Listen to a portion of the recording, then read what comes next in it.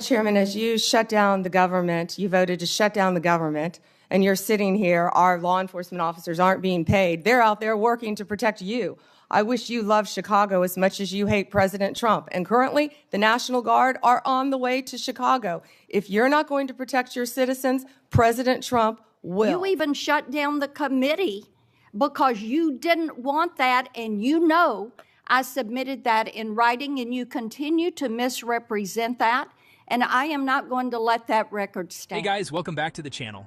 If you're new here, make sure to hit subscribe, tap that notification bell, and drop a comment below, because today we're diving into one of the most heated Senate exchanges I've seen in a long time. Attorney General Pam Bondi went toe-to-toe with Senator Dick Durbin, and let's just say, Bondi didn't come to play nice.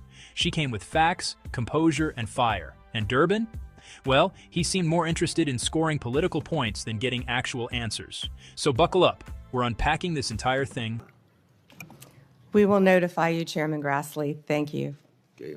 Senator Durbin.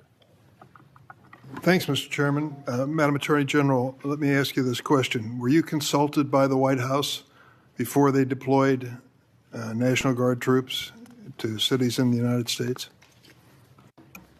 I am not going to discuss any internal conversations with the White House. You won't even say whether you talked to the White House about this? I am not going to discuss any internal conversations with the White House with you, Ranking Member. I noticed that. What's the secret? Why do you want to keep this secret? The American people don't know the rationale behind the deployment of National Guard troops in my state. The word is, and I think it's been confirmed by the White House, they are going to transfer Texas National Guard units to the state of Illinois. What's the rationale for that? Yeah, Chairman, as you shut down the government, you voted to shut down the government, and you're sitting here, our law enforcement officers aren't being paid. They're out there working to protect you. I wish you loved Chicago as much as you hate President Trump. And currently, the National Guard are on the way to Chicago. If you're not going to protect your citizens, President Trump will. Been on this committee for more than 20 years. That's the kind of testimony you expect from this administration. A simple question as to whether or not they had a legal rationale for deploying National Guard troops becomes grounds for a personal attack. I think it's a legitimate question. It's my responsibility. She refuses to answer as to whether she had any conversation with the White House about deploying national troops to my state. That's an indication, I'm afraid, where we are politically in this place. Let me ask you another question. I want to, if you will, hold on a second. Make sure I got the right page of facts here. You testified under oath when you last before this committee that before your appointment to Attorney General, you had served as a representative of some sort for the royal family of Qatar. There was an issue that came before you in May when President Trump accepted a $400 million luxury jet from the royal family of Qatar for temporary use as Air Force One before it's permanently gifted to the Trump Presidential Library Foundation. The Constitution unequivocally bestows on Congress the power to control whether any officer of the United States, including the President, may accept a gift, quote, from any king, prince, or foreign state, end of quote. And this gift clearly violates the statutory regime enacted by Congress. You've refused to answer a letter I sent to you 5 months ago asking the legal rationale you relied on to advise President Trump to accept this unprecedented gift from your former legal client. Can you make a promise today that you will disclose that? Disclose what, Ranking Member? I assume there was a letter or some sort of statement from your office to the White House to advise them that you felt it was permissible? First, to address my role with Qatar, as I addressed with you during my confirmation hearing, I disclosed it in my SJQ. In private practice, I worked for Qatar for anti-human trafficking for the World Cup. That was my only involvement, and I made that very clear, and I'm very proud of everything I've done with anti-human trafficking. Obviously, in preparing any advice for the President on a jet or anything else, we consult with the Office of Legal Counsel. The confidentiality applies to their input as well. And Chairman, if you would approve and vote to approve, as Chairman Grassley said, excuse me, Ranking Member, as Chairman Grassley said, my employees, we would answer your letters a lot faster, yet you're stalling them at every stop. And to go back to your previous question, Your city has a murder rate 5 times higher than New York's. 571 homicides last year. If you were serious about protecting your people, you would be asking this administration for help. You're saying that we're coming into your state and your city. We're there to help make America safe and Illinois safe, whether or not you want to. I believe cutting federal grant programs to law enforcement in my state and across the nation does not make us any safer, and you've done just that. You've supplanted that decision by sending in National Guard troops to California and other places. That is a situation where the governors have not asked for that help. If you truly wanted to do this on a bipartisan basis, you wouldn't defy a governor, you would work with them. I'm prepared to do that. I'm prepared to work with this administration. But cutting these grants to law enforcement does not make us any stronger as a nation or give us the tools we need to reduce crime in Chicago. Now, I'd just like to ask you, when it came to this Qatar situation, did you consult with the ethics office in the Department of Justice before making your decision on this gift of a jet? Chairman, I didn't gift a jet to anyone. My Office of Legal Counsel provides confidential advice to the President, to the White House, period. And you're conflating two issues. Cutting grants. I was very clear about what grants we've cut and what grants we haven't. Only 7%. And if you have a grant in Illinois that you think that I've cut that is protecting law enforcement officers or your people, you personally call me and I will work with you to turn that grant back on. I think many of the Democrats here can tell you, I have worked with them to turn grants back on. There's an appeal process. Tell me a specific grant that I have turned off in Illinois that would help law enforcement, and I will work with you. But you have not done that. Did you take a look? The National Guard is on the way right now as we speak. Oh, by the way, so is Director Patel and Deputy Attorney General Todd Blanche. You're sitting here grilling me, and they're on their way to Chicago to keep your state safe. Madam Attorney General, it's my job to grill you. The investigation of your agency is part of my responsibility and this committee.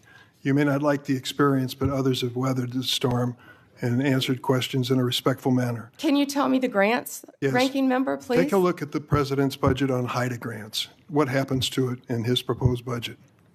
I'd be glad to meet with you on the It's grants. cut by 1/3 from $300 million to $196. That's one example of a grant that works, and your administration has suggested cutting it in the budget lies ahead. I want to ask you about items in a letter I sent you in July that you have not answered. Then came the big headline moment. The Epstein question. Durbin tries to pin Bondi on something she said months ago about the Epstein client list being on her desk. He accuses her of holding out on the public, suggesting she hyped up the investigation for publicity. Bondi shuts that down fast. She says, if you listen to my full clip, I clearly said I had not reviewed it yet. In February, you made a public claim that the Epstein client list was, quote, sitting on my desk right now for review, end of quote. You then produced already public information and no client list at a major media event hosted at the White House. Attorney General Bondi, why did you publicly claim to have the Epstein client list waiting for your review and then produce nothing relevant to that claim? Senator Durbin, if you listen to my entire clip on that, I said I had not reviewed it yet, that it was sitting on my desk along with the JFK files, the Martin Luther King files. And I said I had not yet reviewed it. And if you see our memo on Epstein, you will see, our memo on Epstein clearly points out that there was no client list, our July 6th memo. You also didn't let me respond to the HIDA question. The budget transfers $196 million for high-intensity drug trafficking areas to the Office of Justice Programs, OJP. The Justice Department will continue to administer those grants under OJP in 2026. Going back to the Epstein files, according to another whistleblower who made a protected disclosure to my office, you pushed the FBI to review approximately 100,000 Epstein-related records on an arbitrarily short deadline in March, and the FBI was directed to flag any documents that mentioned President Trump. Nothing came of that review until July when DOJ and FBI released an unsigned memo stating, quote, "There's no incriminating client list." Why was the July 7th memo unsigned? The July 7th memo came from the FBI and the Department of Justice. Director Patel answered those questions very clear. And, you know, Senator Durbin, I find it very interesting that you refused repeated Republican requests to release the Epstein flight logs in 2023 and 2024. You fought that.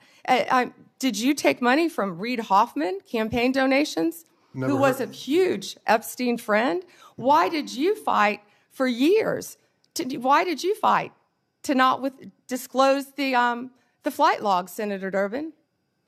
I can tell you I did not refuse. One of the senators here wished to produce those logs, and I asked her to put it in writing, and she never did. Yeah, I think Senator Blackburn would quarrel with you on that. Well, I will quarrel with you as to Reid, somebody that you mentioned I never heard of. Reid Hoffman. So who gave the order to flag records related to President Trump? To flag records for President Trump? To flag any records which included his name. I'm not going to discuss anything about that with you, Senator. Eventually, you're going to have to answer for your conduct in this. And you won't do it today, but eventually you will. I yield, Mr. Chairman. And then out of nowhere, Senator Marsha Blackburn jumps in to defend Bondi and set the record straight. She reminds everyone that she, not Durbin, was the one who repeatedly requested those Epstein flight logs and even tried to subpoena them, only for Durbin himself to shut down the committee to block it. The tension was electric. I got Mr. Chairman, something here. Mr. Chairman, Mr. Mr. Chairman, since Senator Durbin referred to me, I would really appreciate the opportunity to correct the record. Proceed. Because Senator Durbin knows I repeatedly asked for those flight logs. I brought up the subpoena. You even shut down the committee because you didn't want that, and you know I submitted that in writing, and you continue to misrepresent that, and I am not going to let that record stand. Okay. Mr. Chairman, Go ahead, Senator Durbin. I just want to make it clear that the reason the committee business ended was that your side invoked the 2-hour rule. Point number 2 is I asked you if you wanted any documents like flight logs to put it in writing. You never did. Yes, sir, I did, and your staff knows that. By the end of it all, here's what we saw. Pam Bondi, calm, direct, and unwilling to play political games. Senator Durbin, combative, deflective, and more interested in headlines than facts. Senator Blackburn, backing up the record with evidence and guts. Bondi never cracked, never lost her composure, and never took the bait. She defended the law, called out hypocrisy, and reminded everyone watching that law enforcement deserves support, not partisan grandstanding. If anything, this hearing exposed how deep the double standards go in Washington. Democrats demand transparency when it helps them, but stonewall every investigation that threatens their allies. Love her or hate her, Pam Bondi handled herself like a true attorney general. She defended executive confidentiality, exposed Durbin's hypocrisy on Chicago crime, and dismantled the myth that the DOJ under Trump is politically weaponized, when clearly it's the Democrats who've been playing politics with justice for years. At the end of the day, Americans want their leaders to focus on safety, law enforcement, and results, not political theater. And Bondi made that crystal clear. Thanks for watching. Hit like, share this video, and don't forget to subscribe so you don't miss my next deep dive on the latest hearing drama in DC. Until next time, stay informed, stay sharp, and as always, think for yourself.